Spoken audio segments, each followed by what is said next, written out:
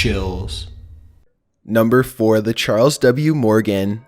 Built in 1841, the Charles W. Morgan is the last ship of its kind. This wooden whale ship has seen everything and has been everywhere.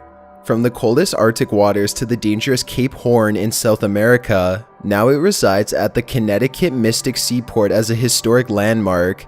As such, it should come as no surprise when tourists and staff members alike both say that the Charles W. Morgan, which, I add, is the second oldest ship in American history to still be on the water, is very haunted.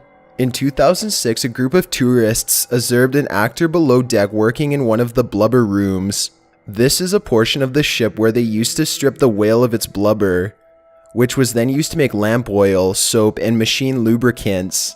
The actor nodded politely at the tourist group while smoking a pipe as he worked, but he would not speak to them at all. The group was puzzled by this behavior, so they decided to find a museum interpreter who could explain the man's actions in a historical context. The response they received was definitely not what they were expecting to hear at all. While the Mystic Seaport does have a role player who helps to set the mood, they were told that no one was supposed to be working below deck on that day. The Mystic Seaport worker asked them what the man was wearing, and the description they gave him was completely different than the normal employee costume. The main thing that stuck out the most was how they said he was smoking a pipe. As the guidelines on their website clearly point out, smoking is strictly forbidden. There was no way that this was an actor. This did not just happen once, not twice, but on 3 separate occasions throughout the span of a single week. No less than 3 different groups had approached the same employee to ask him what the actor in the blubber room was doing. When he asked them for more information, they always gave him the same description of what the man was wearing and described how he nodded at them while clenching down on a pipe. One group was from Massachusetts, the other from Arizona, and the third, New York. The 3 groups had never met each other and they all had visited the Mystic Seaport days apart. Another time, an employee by the name of Howard Davis said he was closing one day when he had a paranormal experience of his own. As he was turning off the lights in the Charles W. Morgan, he knew that someone was standing right behind him. When he turned around, nobody was there. As he was leaving, a young boy stopped him and said, quote, "The ghost smoked a pipe, didn't he?" The boy's description matched the ghost that the other people had seen before to a T. A paranormal team recently investigated the Charles W. Morgan for any spiritual forces. One of them claims to have spoken with a ghost, but since they were from a different country, no real conversation was possible. Another psychic claims to have felt the presence of a man named Gerald, along with a sense of, quote, "sickness, death, and despair," coming from the sleeping quarters. She believes 15 men rode out on a particularly ferocious storm and now haunt the ship. Even Hollywood insiders believe in the Captain W. Morgan haunting. When Steven Spielberg directed the 1997 movie Amistad, he chose to use the old ship as a scene location. No less than 3 crew members described feeling a, quote, "presence" as they filmed. This was a full 10 years before any of the latter ghost sightings occurred.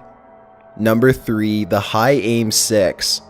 In the beginning of 2003, the Australian Royal Navy found a medium-sized fishing vessel floating aimlessly in the west coast waters. High Aim 6 was written across the port side in big Taiwanese letters with an English translation underneath. After finding no one inside, the Navy towed it to a quarantine bay for further examination, just to see if it was carrying any dangerous cargo or had any infectious diseases. When the High Aim 6 reached the bay, authorities were baffled by the complete lack of evidence to go off of. All of the typical explanations for a disappearance while at sea did not seem to apply here. Like, for example, everyone's personal belongings were undisturbed, and a forensic team found no signs of a struggle, meaning that pirates were not involved. Furthermore, the ship had plenty of food, fuel, and no obvious mechanical malfunctions, so there really was no reason for it to be abandoned at all. Besides, it looked like they may not have had any lifeboats or life preservers on board to begin with. 7 toothbrushes suggested crew size, but aside from that, little else was discovered about who could have been on the ship. Nothing was adding up, and that gave police a bad feeling. If the High Aim 6 was not attacked by pirates, then their next best guess was that the crew themselves were human traffickers. 3 tons of rotting tuna and mackerel in the hold, however, suggested that the High Aim 6 was a legitimate fishing rig after all. It seemed like the more work detectives put in, the more questions they had. They eventually discovered that the High Aim 6 was a Taiwanese fishing vessel that had drifted over 3,000 miles from the Marshall Islands. The owner of the High Aim 6 had reported it as missing to United States authorities after he lost contact with the fishing crew he had employed.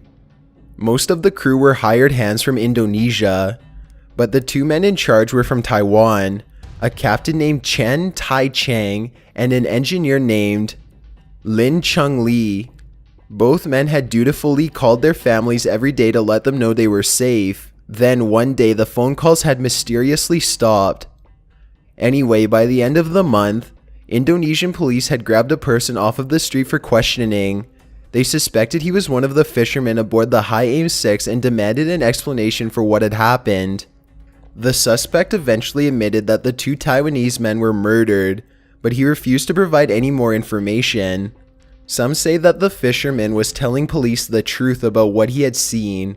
According to one theory, Chen and Lin were murdered, just like he said, but he couldn't say who had done it because he couldn't figure it out himself. Maybe their deaths were so unexplainable, so out of this world that he did not have the words.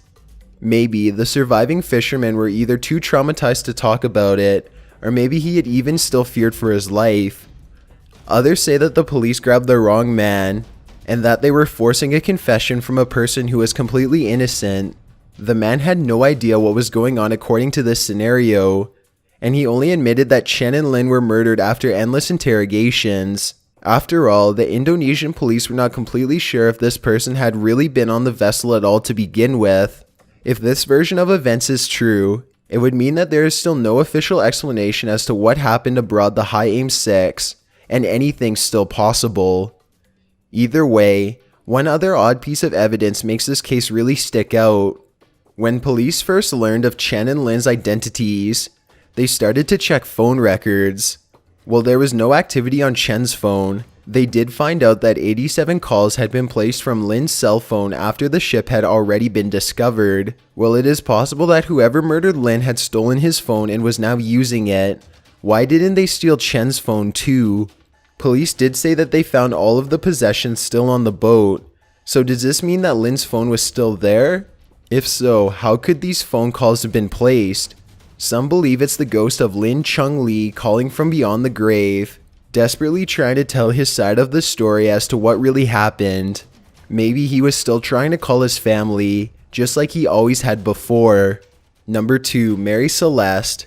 In 1872, the crew of a British ship by the name of Day Grayshaw spotted a ship as it drifted over choppy seas. The Day Grayshaw's captain, David Morehouse, recognized the vessel as the Mary Celeste. Since it had taken off from New York 8 days before him, he knew that they should have been much farther ahead of him by now, so he set course towards the Mary Celeste to see if they needed assistance. What his crew found shocked him, along with every historian ever since. Once on board, his crew found everything to be largely in order. The ship's charts were scattered about, but everyone's belongings were still in their quarters, and there was still 6 months worth of food and water left, along with the alcohol that they were being paid to transport. 3.5 feet of water in the ship's bottom indicated a storm or rough waves had passed through. But this small amount of water was not enough of a danger to warrant the crew to abandon ship. A ship that was still in good enough condition for Captain David Morehouse's men to sail 800 miles to a port in Gibraltar without problem. Still, everyone was missing from the Mary Celeste and the lifeboat was nowhere to be found. Something had made them leave in a hurry. Try as historians may, there seems to be absolutely no good reason for the crew to have abandoned the Mary Celeste. The captain was respected and well known in his circle, so a mutiny was unlikely.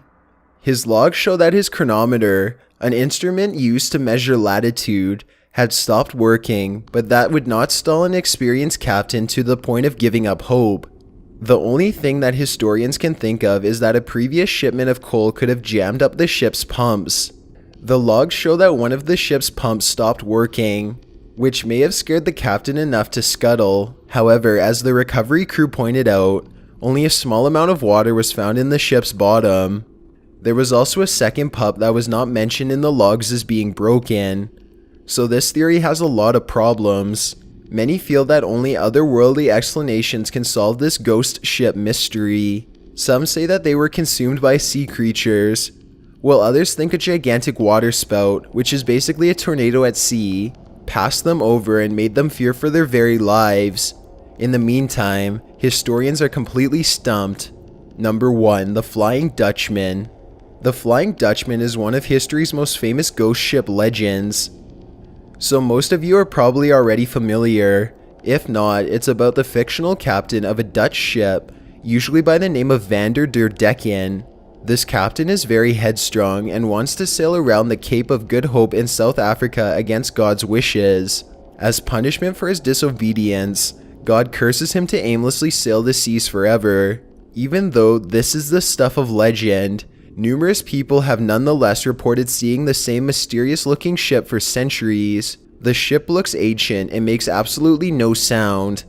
It only seems to appear when bad weather is around, and it casts a horrible red aura. As it turns out, the Flying Dutchman may have been a real ship after all. Without getting into a ton of backstory, there was a time in the 1600s when Africa was first being colonized by Dutch settlers. They first settled inside of a fortress called Cape Town, which was about 30 miles from the Cape of Good Hope, so it is very close to where the fictional captain Van der Decken was supposed to have originally sailed. Historians found Cape Town journal entries from the years 1689 to 1690 that were of great interest. This was apparently a very cursed year for the Dutch colony. It all started when they saw a comet fly overhead, which they took as a bad sign for sure. At the time, the colony was waiting for a large fleet of ships to return from Amsterdam with a huge amount of food. Sure enough, the fleet sank and they went hungry, just as they predicted. It was only the first event in a series of bad luck. Next, a mysterious disease wiped out all of the colony's slaves along with the indigenous population, leaving the Dutch completely on their own. During this time, a mutant lamb was born with 1 head, 2 bodies, and 4 tails. This was the worst possible omen straight from the devil himself. Shortly thereafter, on January 29th of 1690, a ship goes completely missing. It was visible on the mouth of the bay for 2 days straight, and by Sunday, it was completely gone. The name of the ship was the Verhilde Fleming, which some historians feel over time has been changed to the Flying Dutchman. Since then, a wide variety of ships have reported seeing the Flying Dutchman over the years. In 1881, 13 crew members of a Royal Navy ship called the Bacchant saw the Flying Dutchman appear in a misty red aura. According to the log, the man who first saw the Flying Dutchman fell from the mast to his death the very next morning. If you were wondering who wrote the log, it was King George V. Then a prince at the time, his brother Edward, was there with him as well. During World War II, a famous German admiral named Karl Dönitz took multiple reports from his U-boat commanders, all claiming to have seen the same raggedy wooden ship while along the coastline of South Africa. Karl Dönitz would go on to become the president of Germany for 23 days after Hitler's suicide, so many take his account as truth. One of his U-boat commanders, Otto Kretschmer, was also a celebrated war hero in Germany at the time, whose word was trusted by many. Perhaps the most infamous sighting of the Flying Dutchman occurred in 1939, when dozens of beachgoers spotted an impossibly old ship heading straight towards them. The ship was far too old to belong to the Nazis, but just as they began to seriously worry as to what else this ship might bring, it suddenly disappeared. Everyone's personal account from all of the eyewitnesses matched down to the very last detail. Even to this day, some Cape Town residents still claim to occasionally see the Flying Dutchman when the weather is rough and disagreeable. Thanks for checking out this video. Please consider subscribing because we upload a new scary countdown every week. My name is Chills and my Twitter is at YTChills and my Instagram is at DylanIsChillinYT. I'd really appreciate a follow and feel free to send me a DM if you have any comments or suggestions. See ya.